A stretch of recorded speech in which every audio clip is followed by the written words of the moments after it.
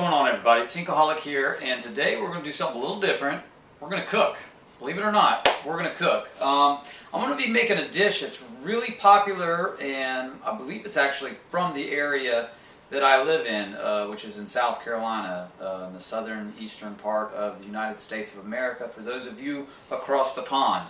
Now, the dish is called Perlow. Some people think it's chicken bog. There is a slight difference in it, but it's Perlow. That's what it's called. Hit up the Wikipedia and you can check it out yourself. If I can remember, I'll put some links in the description. But yeah, let's get started. Let me show you what the ingredients are. Alright, so what we've got here is we've got one large, or I'm sorry, just not large, but just a whole chicken. This is the base, and the best part about this is use a whole chicken. Don't use chicken tenderloins. Don't use boneless, skinless, tasteless chicken strips that you buy in a bag. Get the whole chicken. At least a pound or two of some Hillshire sausage. Doesn't matter what flavor you got. In this case, I'm using smoked sausage. Smoked pork neck bone, okay? And this is what's going to add a lot of flavor to the Perlow dish. Bacon, it doesn't really matter what kind. I think, what did I get there? Naturally hardwood smoked bacon. I don't know, smoked, that's the key word. We need a bag of rice. That's a 32 ounce, otherwise known as a 2-pound bag of rice. Just a large onion and some salt and pepper for seasoning.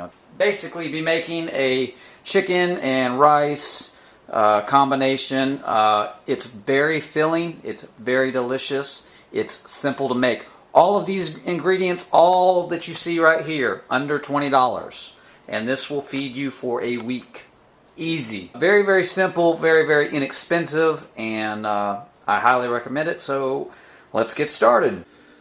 Whew! Alright, well, for the next step, or the first step I should say, we're going to take about 2 to 3 strips of the bacon and just cut them up into little small pieces. Cut it into, little 1-inch by 1-inch pieces of bacon. And what we're going to do is we're going to brown these down till they're little crisp. Burn them in the bottom of this empty pot. We're going to brown this down, and I'll be right back. Alright, so now that we've got the bacon in there basically burning up to a crisp in the bottom of this big pot that's completely empty, I did throw a little bit of butter in there just to help with the essential stickiness to the bottom. And also, the next step is going to be to take that large onion you have and cut it up, dice it up as small as you can. I happen to have one of those little, food slicers, dicers, one of these little sons of bitches, one of those little guys.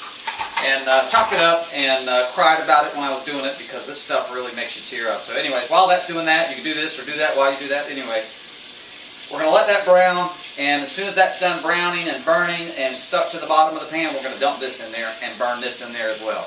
I know it sounds crazy, but trust me, it's delicious. Alright, it looks like the bacon is burning, so that's a good sign. And my house is filling with smoke currently at the moment, so I apologize if it's hard for you to see me. But now we're getting ready to throw in the chopped up onion, diced up onion. All that in there.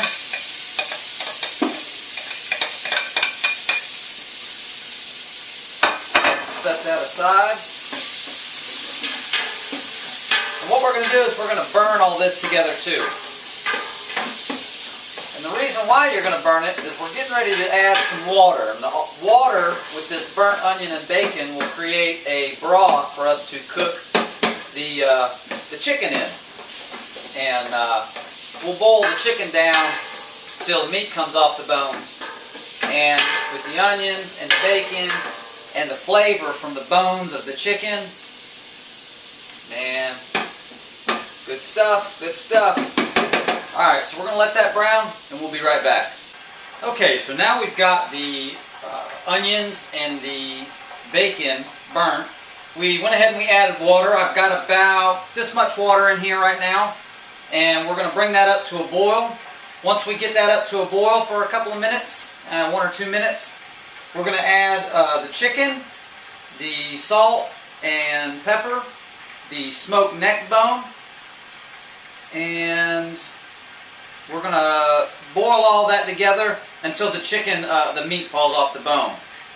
We're just going to keep stirring this up and just cooking it. It's going to take a little while. This is a lot of water, you know, and unfortunately, this is cooked best in a big pot, but it's also cooked best on like an outdoor propane grill of some sort where you get a lot of high heat. You know, I can't get so much out of this electric stove.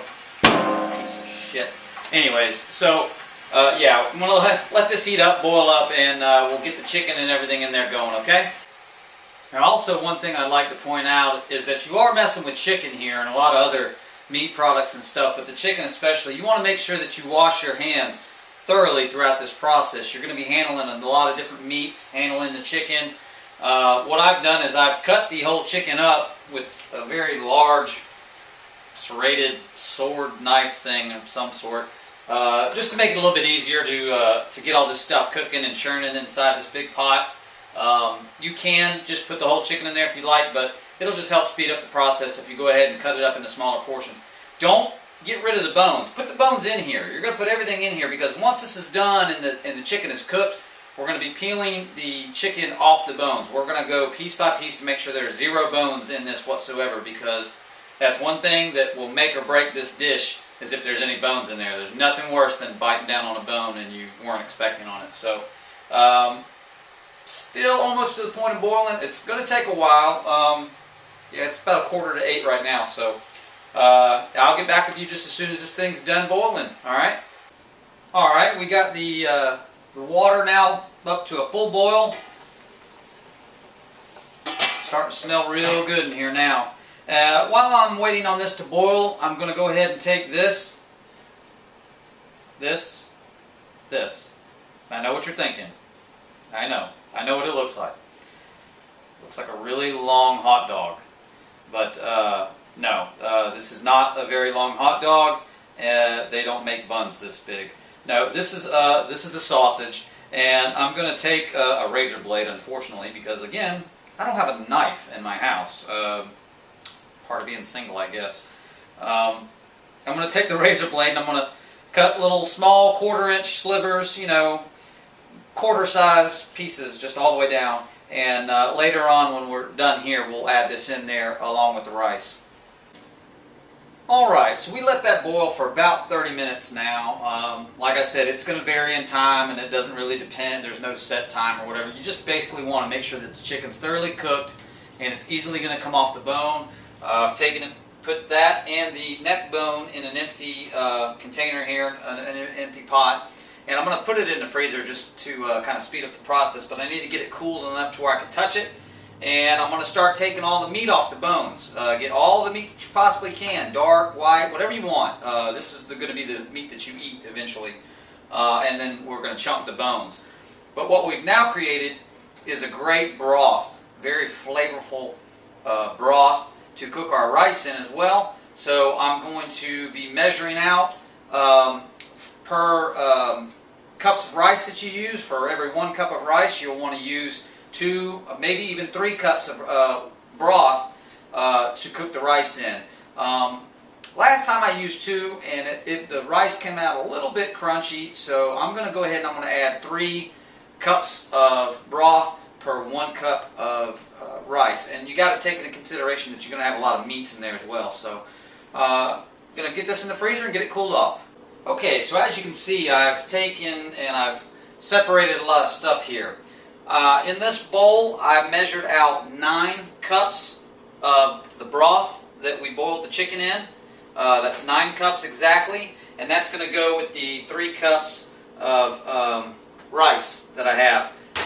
I just put 2 cups in a bowl, and I got the other cup here. So there's my 3 cups of rice for my 9 cups of broth, and then I took the remaining broth and I put it in there just in case I might need some more. I mean, that is a lot, and majority of it's water, but it's very, very flavorful, and I don't want to throw it away until I'm done completely. So right now I've got an empty pot here. Still got some bacon and stuff down there at the bottom, all crunched up, and I'm just waiting on the chicken to cool off, and we'll get everything put back in.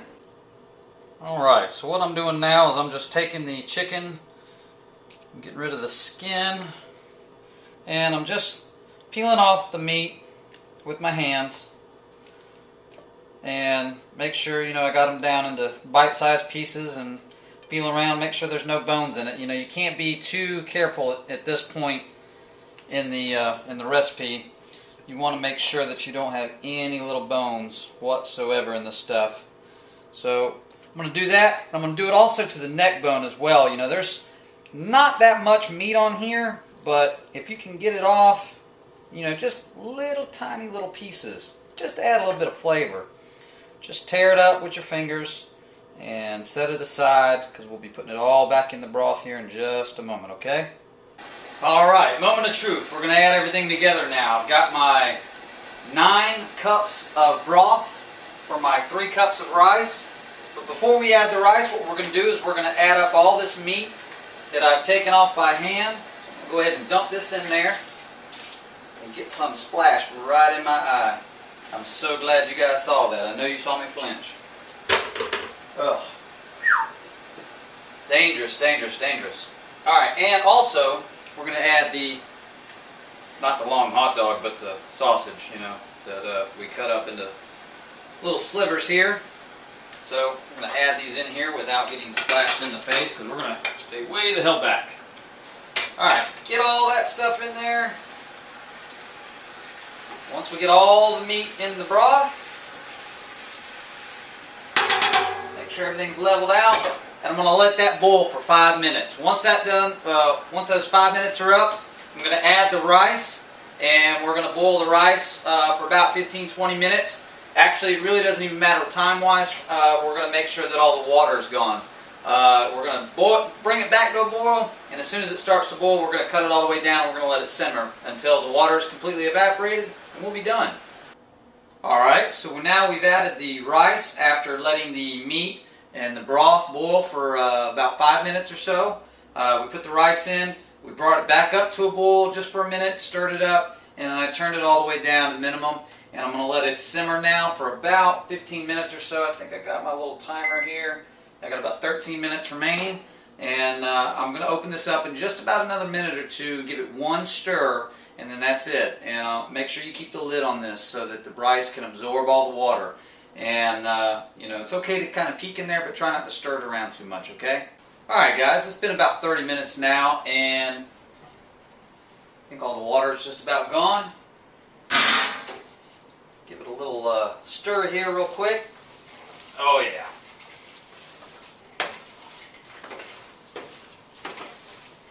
I think what I'm going to do is I'm going to leave it on the minimum heat for just a minute. Yeah. You want to make sure that the rice isn't crunchy. It's just right. But I'm going to leave the lid off and leave it on a little bit of heat there and let the rest of this kind of evaporate. And then I'm going to have some dinner. So everything you need to know about this dish is in the description below. If you decide to make this recipe, come back and leave a comment in the comment section below. And thanks for watching, and be sure to subscribe for some Minecraft videos and the occasional cooking video. That's so weird, but anyways, thanks for watching, guys.